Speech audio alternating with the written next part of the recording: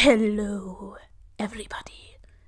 Today is Halloween, and today we'll hopefully have this video and maybe one, maybe two more. We'll see. Besides that, what's going on? This video is 2 different short stories. The first one is creepy, spooky, scary, bleh. And then after that, we get one that's more of a palate cleanser, more of an adorable, happy Halloween sort of tale. The first one being Telltale Heart by Edgar Allan Poe. The warnings for today will be the fact that the character is a murderer, and he basically murdered and tore apart and described and sort of bragged, but at the same time sort of not, and kind of spooky scary. So if you're not comfortable with that, the timestamp goes further, which basically means you get a nice, happy little, small couple of minute wholesome tale for tonight. So hope you guys have an amazing night. Stay safe. If your gut is telling you I'm gonna die if I go down that spooky scary corner, don't do it. God gave you a gut for a reason, so don't die. Stay safe. Bye. True. Nervous. Very, very dreadfully nervous I have been and am. But why will you say that I am mad? The disease had sharpened my senses, not destroyed, not dulled them. Above all, the sense of hearing acute. I heard all things in heaven and in earth. I heard many things in hell. How, then, am I mad? Hearken, and observe how healthily, how calmly I can tell you the whole story. It is impossible to know how the idea first entered my brain, but, once conceived, it haunted me day and night. Object there was none.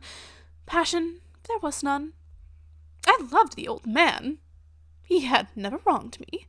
He had never given me insult. For his gold I had no desire. I think it was his eye! It was this! One of his eyes resembled that of a vulture. A pale blue eye with a film over it. Whenever it fell upon me, my blood ran cold. And so, by degrees, very gradually, I made up my mind to take the life of the old man. Thus, rid myself of the eye forever. Now, this is the point. You fancy me mad. Madmen see nothing. You should have seen me. You should have seen how wisely I proceeded with caution. With what foresight! With what dissimulation I went to work! I was never kinder to the old man than during that whole week before I killed him. And every night, about midnight, I turned the latch of his door and opened it, oh, so gently.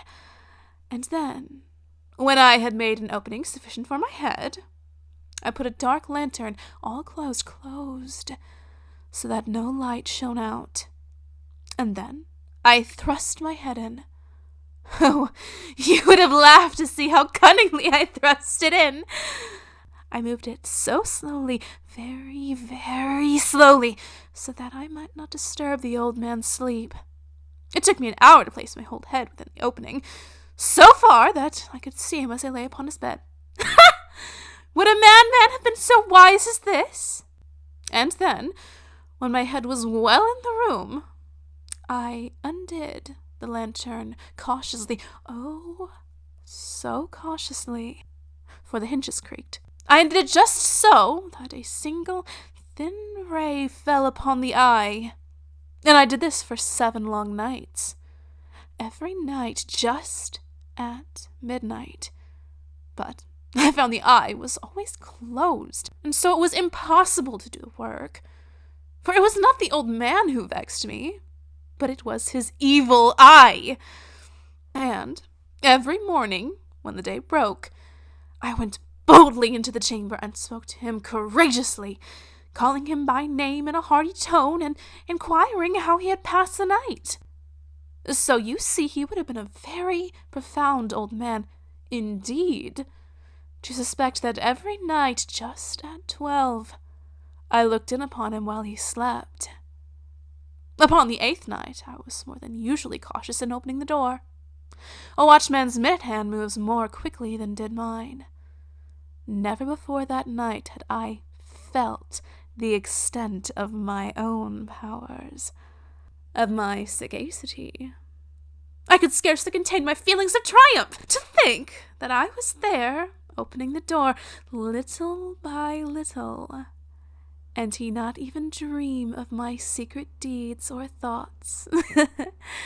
I fairly chuckled at the idea, and perhaps he heard me, for he moved on the bed suddenly, as if startled. Now you think that I drew back, but no! His room was as black as pitch, with the thick darkness, for the shutters were closed and fastened through fear of robbers, and so I knew that he could not see the opening of the door, and I kept pushing it on steadily. I had my head in, and I was about to open the lantern when my thumb slipped upon the thin fastening, and the old man sprang up in bed, crying out, "Who's there?" I kept still and said nothing. For a whole hour I did not move a muscle, and in the meantime I did not hear him lie down. He was still sitting up in bed, listening, just as I have done, night after night, hearkening to the death watches in the wall.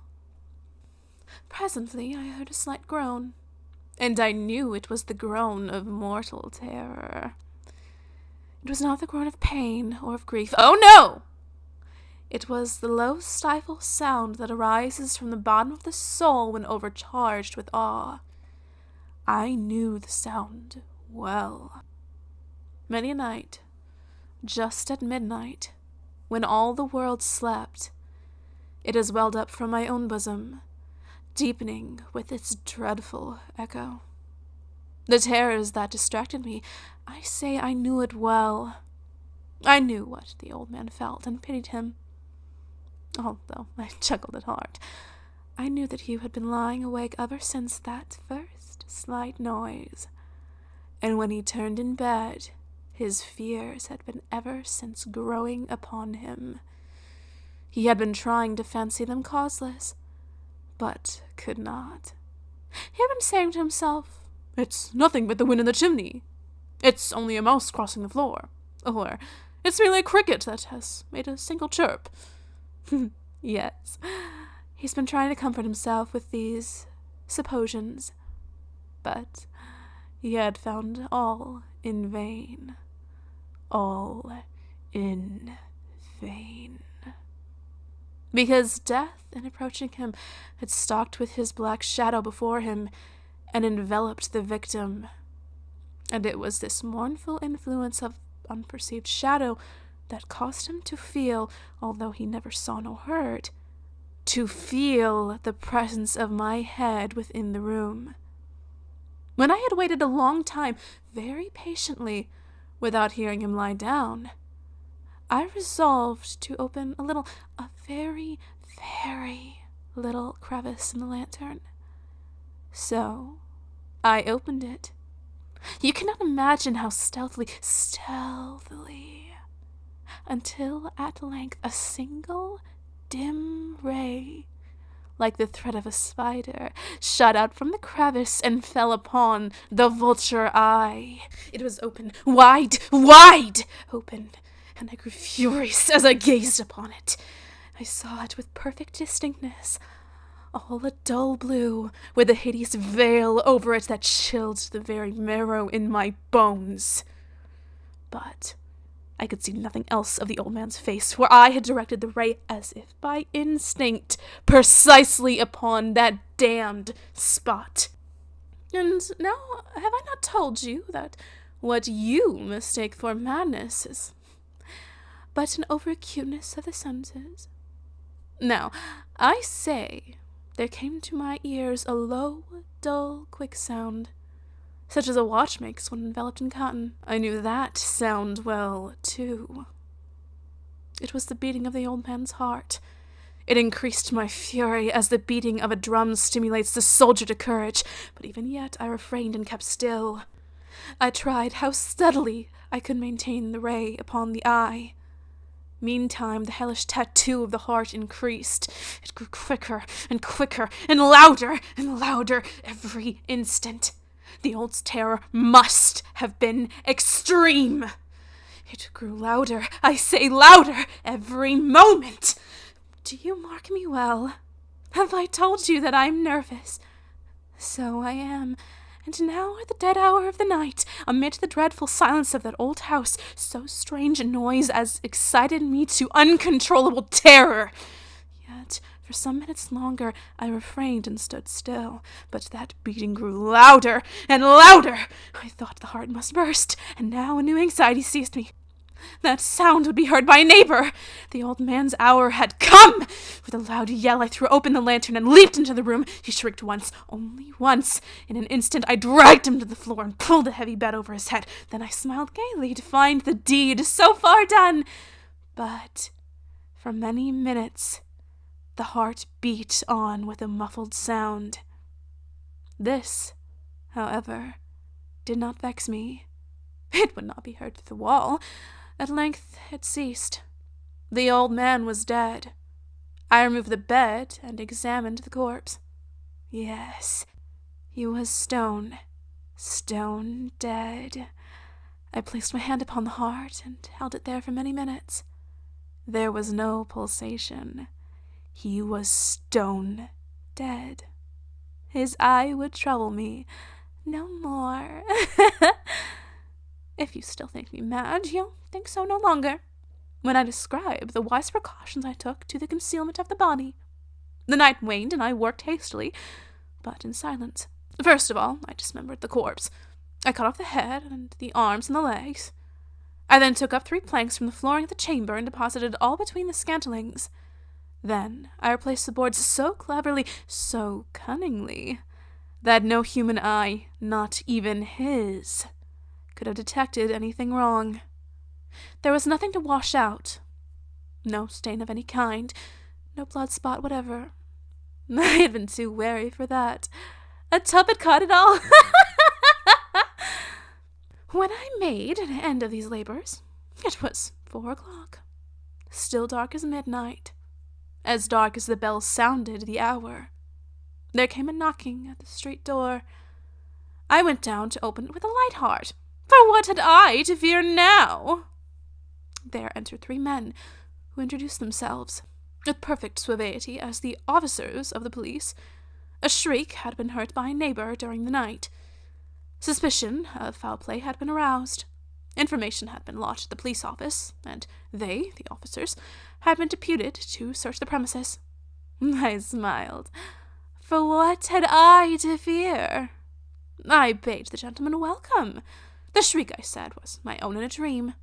The old man I mentioned was absent in the country. I took my visitors all over the house and bade them search well. I led them, at length, to his chamber. I showed them his treasures, secure and undisturbed. In the enthusiasm of my confidence, I brought chairs into the room and desired them here to rest from their fatigues. Well, I myself, in the wild audacity of my perfect triumph, placed my seat upon the very spot beneath which reposed the corpse of the victim. The officers were satisfied. My manner had convinced them. I was singularly at ease. They sat, and while I answered cheerily, they chatted of familiar things. But ere long, I felt myself getting pale and wished them gone. My head ached, and I fancied a ringing in my ears. But they still sat and chatted. The ringing became more distinct. It continued, and became more distinct. I talked more freely to get rid of the feeling, but it continued and gained definitiveness, until, at length, I found the noise was not within my ears. No doubt I grew very pale, but I talked more fluently, and with a heightened voice, yet the sound increased. And what could I do? It was a low, dull, quick sound, much such that a sound makes as a wash is enveloped in cotton. I gasped for breath, and yet the officers heard it not. I talked more quickly, more vehemently, but the noises steadily increased. I arose and argued about trifles, in a high key with violent gesticulations, but the noise steadily increased. Why would they not be gone? I paced the floor to and fro with steady strides, as if excited to fury by the observations of the men, but that noise steadily increased. Oh God! What could I do? I foamed, I raved, I swore! I swung the chair upon which I had been sitting and grated upon the floorboards, but the noise arose over all and continually increased. It grew louder and louder, and still the men chatted pleasantly and smiled. Was it possible they'd not heard? Almighty God! No, they heard! They suspected! They knew! They were making a mockery of my horror! This I thought, and this I think. But anything was better than this agony! Anything was more tolerable than this derision! I could bear those hypocritical smiles no longer! I felt that I must scream or die! And now again! Hark! Louder! Louder! Louder! Villains! I shrieked. Disassemble no more! I admit the deed!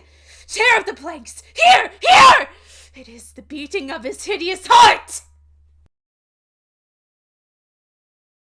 It's Halloween by Clissom3121. It's Halloween, and here I am, lying costumeless on my bed. I have a costume, of course. Many, in fact. They're all just still in the boxes, because I couldn't find the time or the energy to pick one. Outside, I'm sure the neighbors and their kids are enjoying a night of parties and scares, marveling at the sights and sounds and tastes everyone has on offer. I'm sure none have given my undecorated apartment much more than a passing glance.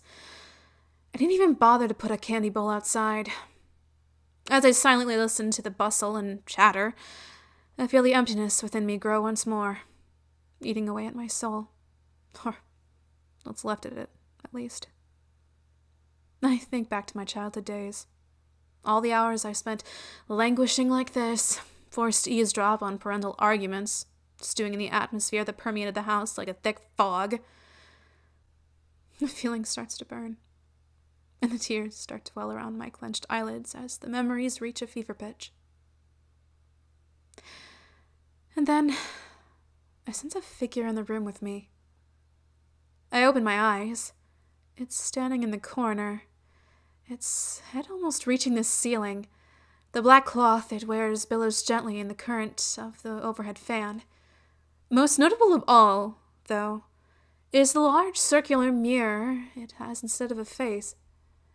Oh, which I have a wide-angle view of my sprawled, pitiful form.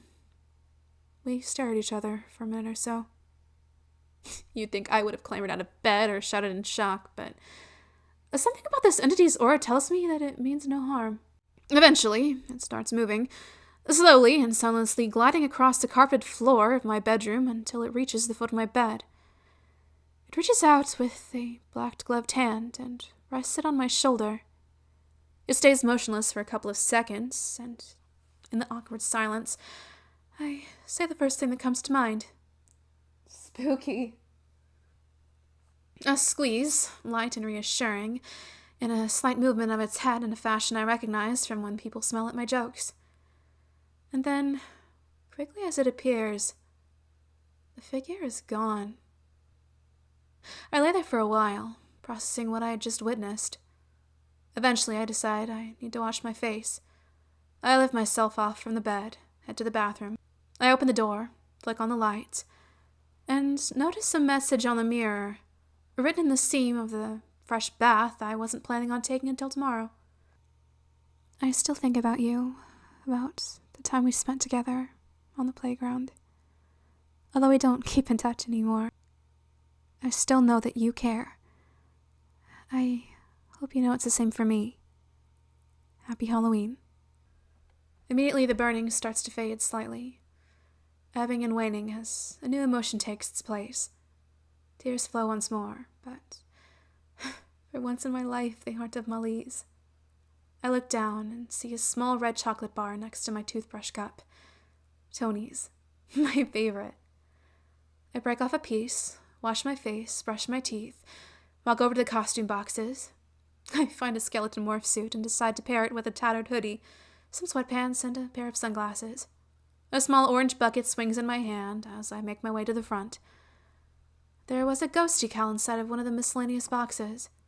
I hang it up on the door, some plastic pumpkins beside the frame as well. Stepping back, I admire my handiwork. It's not much, but it's charming, at least. I sigh, smile softly, and walk out into the night. Happy Halloween, man.